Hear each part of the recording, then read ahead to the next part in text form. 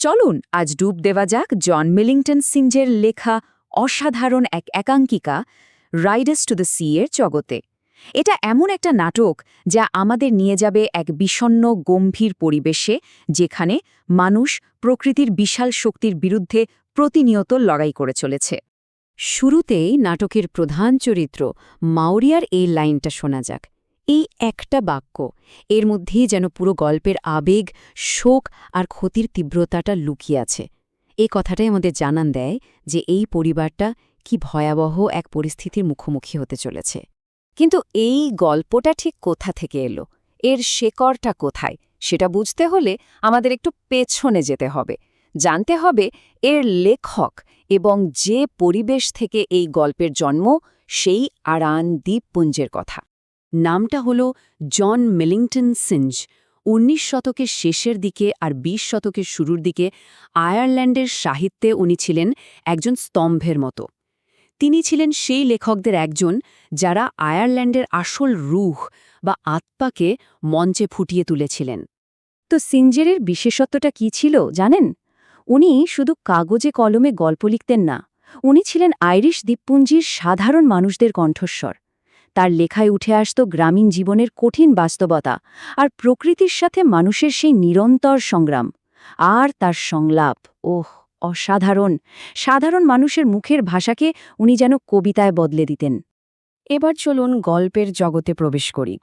কল্পনা করুন তো আয়রন দ্বীপপুঞ্জের এক কোণে একটা ছোট্ট বিচ্ছিন্ন কুটির। এখানকার মানুষদের কাছে সমুদ্রই সব। সমুদ্র তাদের খাবার দেয়, মানে জীবিকা দেয়। আবার সেই সমুদ্রই তাদের কেড়ে নেয়, তাদের কবর হয়ে ওঠে। মানে জীবন মৃত্যু দুটোই যেন এই সমুদ্র হাতে বাঁধা। আর এই বিশাল প্রকৃতির মাঝে সেই ছোট্ট কুটির। চলুন সেই কুটিরের ভেতরে ঢোকা যাক। সেখানে একটা পরিবার একই সাথে দুটো ঝড়ের মোকাবিলা করছে। একটা ঝড় বাইরে, সমুদ্রে, আর অন্যটা তাদের মনের ভেতরে। নাটকটা যখন শুরু হয়, শুরু থেকেই একটা অদ্ভুত চাপা টেনশন, একটা অস্বস্তি। দুই বোন তাদের মায়ের থেকে কিছু একটা লুকোতে চাইছে। কিন্তু কি সেটা? কি এমন রহস্য যা তারা তাদের মাকে বলতে ভয় পাচ্ছে? আসলে রহস্যটা লুকিয়ে আছে একটা কাপড়ের বান্ডিলে। কিছুদিন আগে সমুদ্র থেকে একটা মৃতদেহ উদ্ধার করা হয়েছে, অনেক উত্তরে। আর এই বান্ডিলে সেই মানুষটারই জামাকাপড়। তাদের ভয়, যদি এটা তাদেরই হারিয়ে যাওয়া ভাই মাইকেলের হয়। এই ভয়টাই তাদের ভেতরটা কুড়ে কুড়ে খাচ্ছে। আর এই চাপা উত্তেজনার মধ্যেই নাটকের আসল সংঘাতটা সামনে আসে। দেখুন, একদিকে মা মাউরিয়া, তার আর একটাই ছেলে বেঁচে আছে, বার্টলি। সে কিছুতেই তাকে এই উত্তাল সমুদ্রে যেতে দিতে চায় না। আর অন্যদিকে বার্টলি, পরিবারের দায়িত্ব তো তার কাঁধেই, তাকে যেতেই হবে। এই যে মায়ের ভালোবাসা আর ছেলের কর্তব্যের টানাপোড়েন, এটাই গল্পটাকে এগিয়ে নিয়ে যায়। মাউরিয়ার এই কথাটা শুনুন, কি ভীষণ আকুতি এর মধ্যে। একজন মায়ের সবটুকু অসহায়তা, সবটুকু ভয় যেন একসাথে মিশে আছে। তার কাছে ছেলের জীবনের কাছে আর কোনো কিছুরই দাম নেই, কোনো সম্পদেরই না।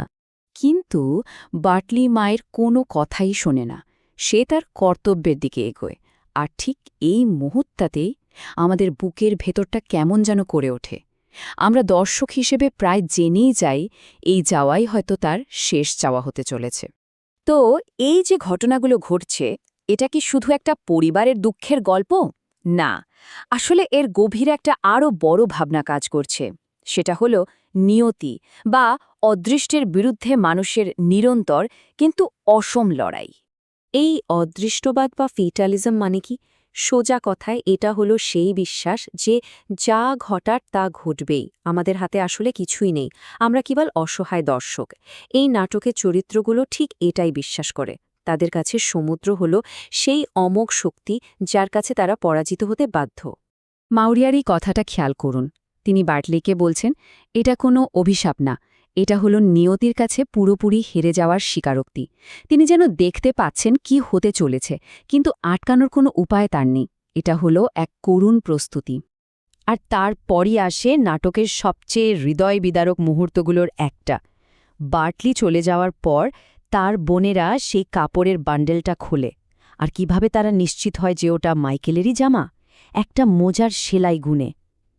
ভাবুন তো একবার, কোনো চিৎকার নেই, কান্না নেই, একেবারে শান্ত দৈনন্দিন একটা কাজের মধ্যে দিয়ে এত বড় একটা শোকের নিশ্চিতীকরণ। এই শোকের মাঝে মাউরিয়ার মুখ থেকে বের হয় এই কথাটা। এই একটা লাইনেই যেন ওই দ্বীপের জীবনের পুরো অস্বাভাবিক নিয়মটা ধরা পড়ে। সাধারণত বাবা মা সন্তানদের জন্য সবকিছু রেখে যায়, কিন্তু এখানে নিয়মটা উল্টো। এখানে মায়েরা তাদের সন্তানদের কবর দেয় একের পর এক। তো প্রশ্ন আসতেই পারে যে ১০০ বছরেরও বেশি সময় পরেও কেন এ ছোট্ট নাটকটা আমাদের এত নাড়া দেয়? এর শক্তিটা ঠিক কোথায়? কেন এটা আজও এত প্রাসঙ্গিক? এর কারণ আসলে কয়েকটা। প্রথমত, এর ভাষা। একেবারে সাধারণ মানুষের মুখের কথা, কিন্তু কি ভীষণ কাব্যিক। দ্বিতীয়ত, এর বিষয়বস্তু।